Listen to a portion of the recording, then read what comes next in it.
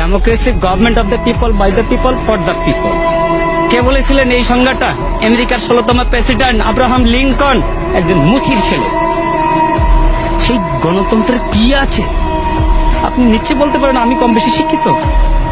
অবশ্যই কিছু শিক্ষিত। আমার হাতে কি রিক্সা? কেন? আমি ভালো কিছু করার কি আমার যোগ্যতা নাই, দক্ষতা নাই? আছে, কিন্তু আমার যাচাই বাছাই করার আমার প্ল্যাটফর্ম পাই। তার আগে ওনারা খেলা শুরু করে দিয়েছেন, খেলা হবে, খেলা হবে। আরে কি খেলা হবে? আপনি কি খেলতে চান? কি খেলতে চান? আমরা তো এই দেশের জনগণ, সাধারণ মানুষ। আপনি আমাদের কাতারে আসেন, তারপর খেলা কাকে বলে আমরা খেলবো, আপনিও খেলেন।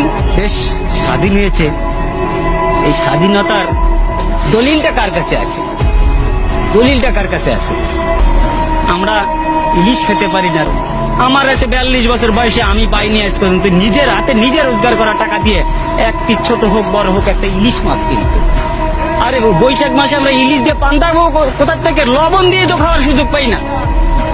মানুষের কমপক্ষে 5টা মৌলিক অধিকার আছে। 5টা মৌলিক অধিকার হচ্ছে: 1, খাদ্য, বস্ত্র, বাসস্থান, শিক্ষা, চিকিৎসা।